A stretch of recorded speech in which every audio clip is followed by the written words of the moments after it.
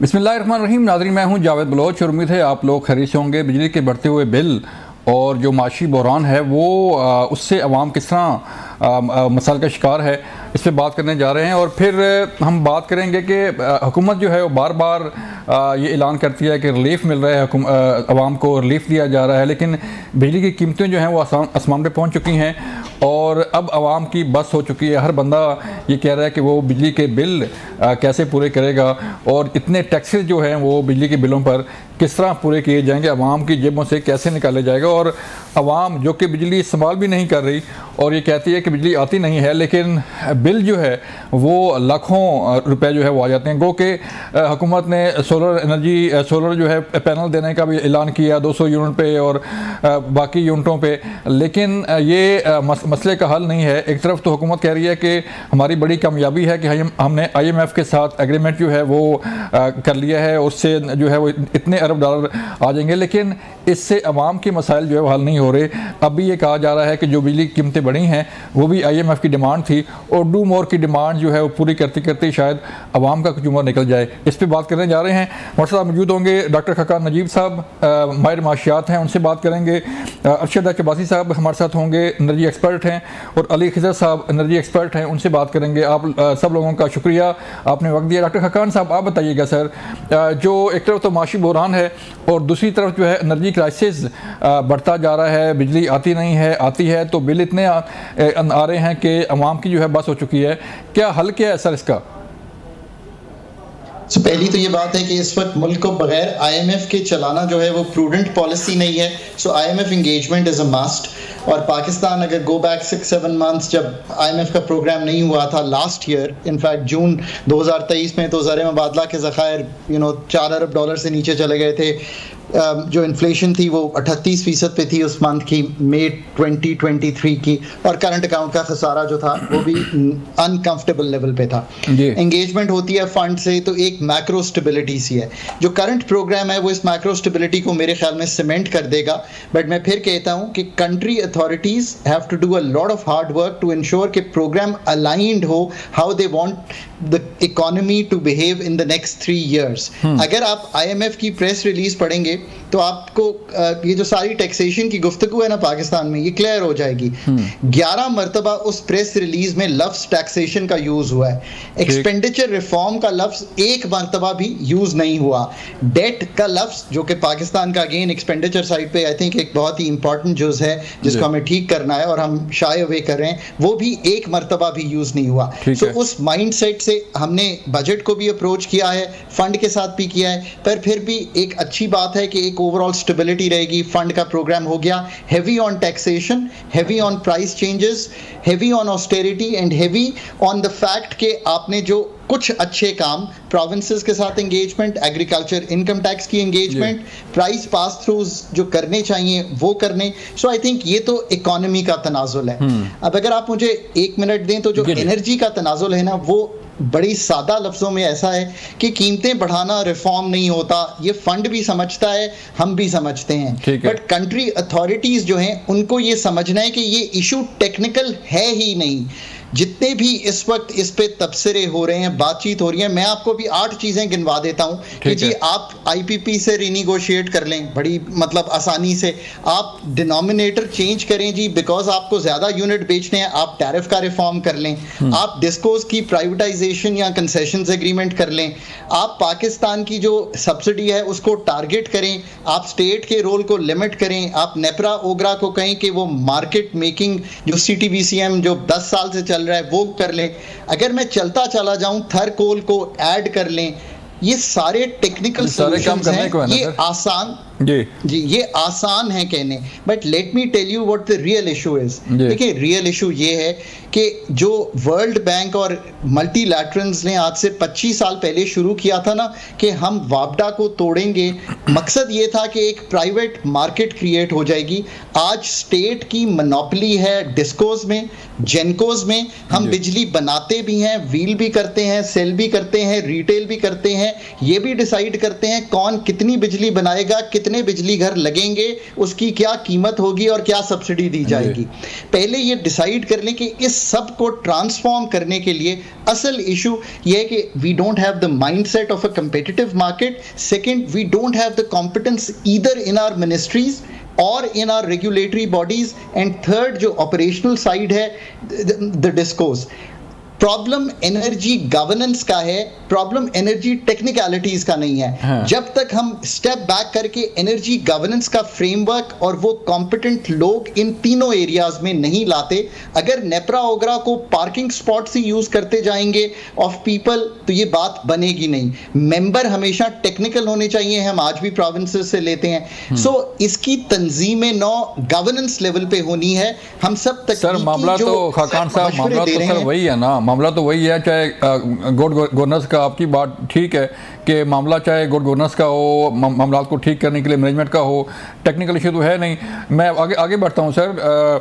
अली खिज़र साहब आप बताइएगा सर कि वाकई खाकान साहब जैसे फरमा रहे हैं कि ये टेक्निकल इशू नहीं है, ये मैनेजमेंट का इशू है और गवर्नेंस का इशू है। अगर जारी बात है जब गवर्नमेंट डिसाइड करेगी कि बिजली कितनी बननी है, किसने कितना करना है, तो किसने कितना करना है, तो फिर कंपनियां जारी बात है जब नहीं होंगी अपने उस पर, तो कैसे मामला चलेंगे। और बहरान सर मुझे बताइए कि बहरान का हल यही है कि कीमतें बढ़ा दी जाएँ और बहरान जो है हल हो जाए।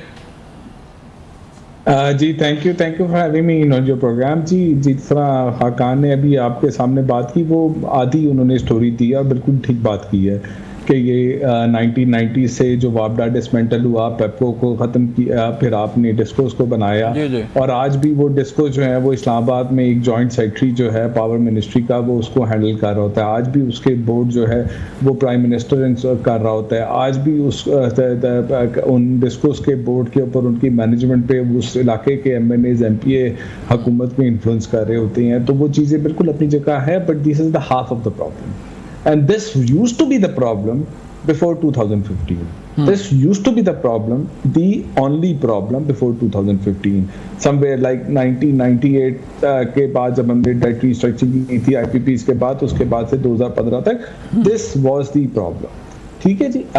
उस वक्त जब मैं आपको थोड़े से नंबर्स देता हूँ, जब 2013 के अंदर जो थी आपकी जो कैपेसिटी पेमेंट थी वो तकरीबन 200 अरब रुपए 200 बिलियन रुपीस जो थी वो साल की थी, और उस वक्त बिजली की कंजम्पशन को 80 और 100 बिलियन यूनिट के थी, यानी कि 2 से 3 रुपए पर यूनिट उसकी कीमत थी। आज वो जो है वो 2 ट्रिलियन की हो चुकी है और बिजली के उस पर कीमत 20 रुपीज प्लस हो चुकी है उसके ऊपर पर यूनिट की कीमत। तो आप you cannot change the elephant in the room. मतलब खाकान साहब ने जो बात की है, that is a problem, that used to be the problem in 2015, लेकिन आज बाकी नंबर्स इतने बड़े हो गए हैं कि elephant in the room is not that, elephant in the room is something different. Having said that कि आपने एलिफेंट इन द रूम जो कैपेसिटी पेमेंट को भी सॉल्व करना है, तो उसके लिए भी आपको अपने वो जो प्रॉब्लम है, जो क्रॉनिक फंडामेंटल इशू है जिसकी ये बात कर रही हैं कि single buyer single seller market है जिसके अंदर IPP हुकूमत के अलावा कोई नहीं लगा सकता। आपको पता होगा बगास के ऊपर एक शुगर वालों ने एक प्लांट लगाया था, ये फातिमा वालों ने, और उन्होंने बड़ी कोशिश की कि उसको हुकूमत को बेच सके, हुकूमत को नहीं बेच सके, और वो आज भी वो किसी को वो नहीं बेच सकता। भाई कि मैं इस वक्त घर में एक प्लांट लगाता हूँ, मैं कहता हूँ कि भाई मैं एक लाइसेंस ले लेता हूँ, मैं कहता हूँ कि मैं अपने मोहल्ले के लोगों को बेचूंगा, मैं नहीं बेच सकता एज एन मैं, मतलब तो ये प्रॉब्लम तो सॉल्व करनी है। बट इस वक्त जो आपका कैपेसिटी पेमेंट का जो प्रॉब्लम हो गया, जो बिजली को इतना महंगा ले गया है, इसको सॉल्व किए बगैर we can not move forward. और आपने ये बात की कि क्या ये इसकी कीमत बढ़ाना ही ऑल्सो सोल्यूशन है, जब तक कि हम एलिफेंट इन द रूम की डेट रिप्रोफाइलिंग नहीं करते 2015 के बाद जो प्रोजेक्ट्स आए हैं उनकी, और जब तक हम डिस्कोस को रैशनलाइज नहीं करते, ट्रांसमिशन कंस्ट्रेंट्स को नहीं पूरा करते, यही रहेगा। मैं आपको छोटी सी मिसाल देता हूँ। हमने K2 K3 न्यूक्लियर प्लांट लगाए जिसकी बहुत हैवी कैपेसिटी पेमेंट है, बट उसकी मार्जिनल कॉस्ट 0 है ऑलमोस्ट, यानी कि 1 रुपए में 1 यूनिट बनाता है वो, अगर उसकी देखिए, और टोटल कैपेसिटी के साथ 16 रुपए पर यूनिट बनता है, 16 रुपए 17 रुपए का यूनिट बनता है उसका कैपेसिटी पेमेंट मिला के पिछले साल में, और उसकी मार्जिनल कॉस्ट 1 रुपए 16-17 रुपए में। आप सर्दियों के अंदर चूंकि आपकी जो डिमांड होती है वो नॉर्थ में होती है और आपका K2 K3 साउथ में लगे, वहां से आपकी ट्रांसमिशन लाइन थोड़ी है, तो आप वो नहीं चला पाए थे सर्दियों में, वो बंद था, और यहाँ पे आपने लोड शेडिंग की थी या आपने डीजल के प्लांट और फर्नेस ऑयल के बाद 40-50 रुपए पे चलाए थे। तो ये ट्रांसमिशन के प्रॉब्लम भी आपने सॉल्व करने हैं, फिर डिस्ट्रीब्यूशन के प्रॉब्लम भी आपने सॉल्व करने हैं। आपने अगर आपकी कैपेसिटी एक्सेस लग गई है तो इसको उसको बेचना किसने है, कमर्शियल इंटरेस्ट किसका, वो डिस्कोस का होना चाहिए, वो नहीं। लेकिन सर ये सारा मामला अली खिजर साहब, ये सारा मामला तो हुकूमत का है ना, इसमें अवाम बेचारी का क्या कसूर है कि आपने कैपेसिटी पेमेंट जो है वो करनी है तो अवाम भुगते, आपने जो है IPP के साथ मामला जो है वो तय करनी है तो अवाम भुगते। अच्छा बासी साहब आप फरमाइएगा सर कि जैसे बात हो रही है कि कैपेसिटी पेमेंट जो है जारी बात पे जो है वो एज पर एग्रीमेंट आपने करनी ही करनी है, और जो मामलात हैं डिस्कोस के, जो IPP के मामलात हैं वो भी आपके इल्म में है। तो ये सारा मामला अगर ये IPP का और कैपेसिटी पेमेंट का चलता रहा तो फिर तो ये मसला नहीं हल होगा सर, ये तो बढ़ता रहेगा और पब्लिक बेचारी जिसने बिजली इस्तेमाल भी नहीं की वो भी बिल दे रहा है और जिसने इस्तेमाल की वो भी रो रहा है सर। देखिए माशाल्लाह तो आपके दो पैनलिस्ट हैं, बहुत इंटेलेक्चुअल बातें इन्होंने की हैं जी। मैं एक बात कहूँगा कि मैं तो मेरा लेवल एक मैकेनिक सा है, मैं एक दो बातें पूछता हूँ कि बल्कि दो एक मैंने पेपर भी रिलीज किए हैं जी जी, जिन IPP की टेक्निकल लाइफ पूरी हो चुकी है, ठीक है 25 ईयर्स, उनको रिटायर करने में क्या प्रॉब्लम है? ओगरा ने उनके लाइसेंस को रिन्यू किया है, एक बात है। हमारे साथ हमारे नेबर कंट्री ने जिसका एक T-बाई चला रहा है उसने अभी 22,000 सब कुछ IPP को रिटायर्ड की, जिनकी 25 साल लाइफ पूरी हो चुकी है। एक तो बात ये है। दूसरी बात ये है कि डॉक्टर खाकान नजीब साहब ने बड़ी अच्छी बातें किया कि IMF कि ये शायद हम सारा कुछ कर रहे हैं 7 बिलियन के लिए। मैं कभी पूछना चाहता हूँ कि हमने पिछले दौर में LNG के प्लांट भी लगाए हैं और कोल के भी लगाए हैं, ठीक है। कोल के लिए जो लगे थे बड़ा ब्रीफ किया था, पॉलिसी ब्रीफ लिखे जाके मिले भी थे कि हुजूर आपने ये वाली टेक्नोलॉजी लेनी है जो कम फ्यूल लें और ज्यादा बिजली पैदा करे, उसे कहते हैं अल्ट्रा सुपर क्रिटिकल। इन्होंने वो लिए हैं हमारे ग्रेट दोस्त चाइना से कि जिनकी आज खाली फ्यूल कास्ट कंपोनेंट कुछ 26 रुपए बनती है, जो कि इस अब जो में पड़ेगा 77 रुपए का पड़ेगा। अच्छा, ये अभी CPPA और मिनिस्ट्री और नफरा ने ये फैक्ट जारी की। पहले ये बताइए कि खाकान अब्बासी साहब ने भी 5,000 ऐड किया, एहसन इकबाल ने भी ऐड किया। जरा अब आ जाते हैं LNG की तरफ। हम तकरीबन $9 बिलियन की LNG ला चुके हैं। $4 बिलियन के हमारे पावर प्लांट लगे हैं, वो नाम गिवाना मुनासिब नहीं है यहाँ पे। $2 बिलियन की हमारा इसका सक्रोल रेट है। ये 15 बिलियन हुआ। खाकान जी सब बड़े अच्छे काम में, मैं इनसे पूछूं कि हमने ये सब कुछ करके क्या हमारी GDP बढ़ गई थी? हमने क्या किया? हमने क्या तीर मार लिया कि इसके लिए हमें $7 बिलियन के लिए IMF से जाके नाक रगड़नी पड़ गई है जी। एक चीज 2013 में जो हमें चाहिए थी ग्रेजुअल, जो हमारी डिमांड थी वो मैक्सिमम 4,000 थी। 4,000 को आप यकीन करें जिनको की रेट्रोफिट भी हो सकती है। तो खाकान नजीब साहब से माजूर के साथ हमारे इशू ज्यादा टेक्निकल हैं। एक चीज अब आगे जो बात आ रही है, जैसे हमारे अली साहब हैं ये जो बात कर रहे हैं इसकी न्यूक्लियर की, जरा चेक कीजिए। न्यूक्लियर की फ्यूल कास्ट कम होती है लेकिन हमें 23 स्पीड का ये यूनिट बन रहा है। इससे सस्ती तो अभी मैंने एक टॉपिक लिखा है, नेट मीटरिंग वाले हैं जो बेचारे 1950 पैसे में दे रहे हैं। तो हमारे इशू ज्यादा टेक्निकल हैं। अब आ जाती है जी ट्रांसमिशन लाइन डिस्कस का। आप यकीन करें मुझे 2 दफा इंडिया का वो करना पड़ा है, रिव्यू के लिए बुलाया था। आपको पता है कि जम्मू एंड कश्मीर में लाइन लॉसेस तकरीबन 54% है, ठीक है। बिहार में 44% है। लेकिन एक काम उनका है, उनकी भी एवरेज अराउंड यही बनती है 19-20। उनका है कि सस्ती बिजली, ये कैपेसिटी पेमेंट वाला इशू नहीं है वहां पे।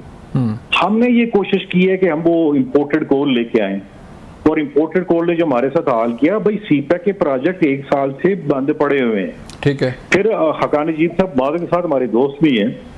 आप ये हुकूमती तर्जुमान नहीं है सर, ये एक्सपर्ट हैं, आप जैसे ही हैं, इनसे मसला करने के लिए बड़े अच्छे दोस्त हैं जी, ऐसी बात नहीं। मैं कह रहा हूँ टेक्निकल नहीं है।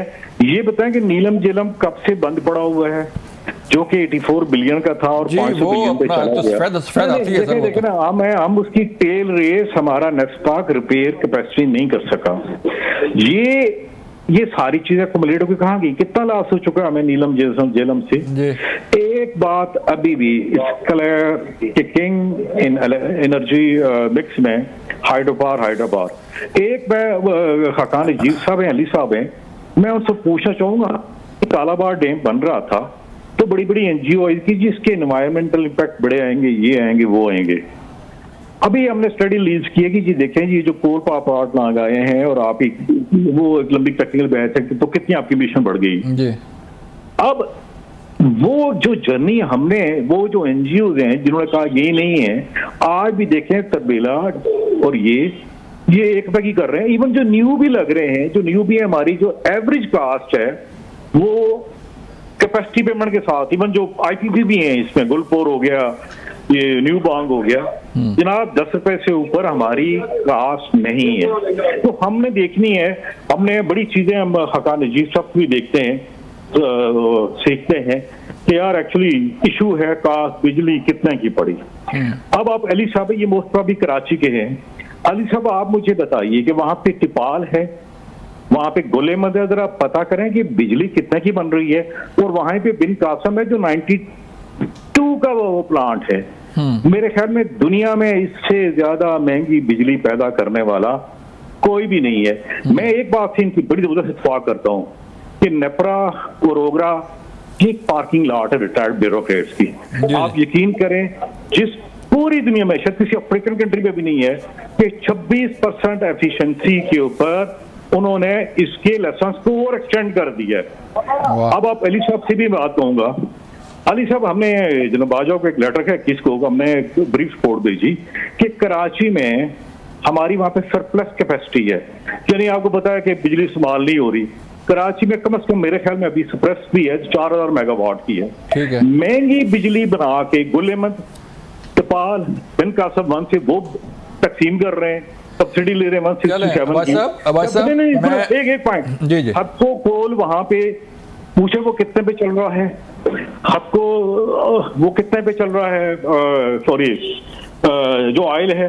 और अभी वहां पे 3 के नॉब के प्रोजेक्ट लगे यार। एक पहले एक टेक्निकली है कि एक आपकी ग्रिड नहीं है, यूनिफॉर्म ग्रिड नहीं, सीपीपी अलग है और के इलेक्ट्रिक अलग है। चलें पूछते हैं। ये जो बातें हैं इस तरह हैं। हमारे जो हकान अजीज साहब बड़े अच्छे मोहतरम आदमी हैं, इन्हें भी ये भी कह दूं कि भाई आप समझते हैं कि हम बहुत बड़े टेक्निकल चैंपियन हैं। हम मुझसे पूछें, मैं फाउंडर हूँ एनर्जी एक्सचेंज सेंटर का नस्ट में और यूटी पेशावर में 2011 में किया। जी चलें अब्बास साहब, मुझे एक ब्रेक से लेनी है। अब्बास साहब मुझे एक ब्रेक लेनी है, ब्रेक से दोबारा वापस आते हैं, फिर पूछते हैं खाकान साहब से भी, अली साहब पूछते हैं कि इसका आखिर ये जो पॉइंट आपने उठाए हैं इसका हल क्या है। मिलते हैं ब्रेक के बाद।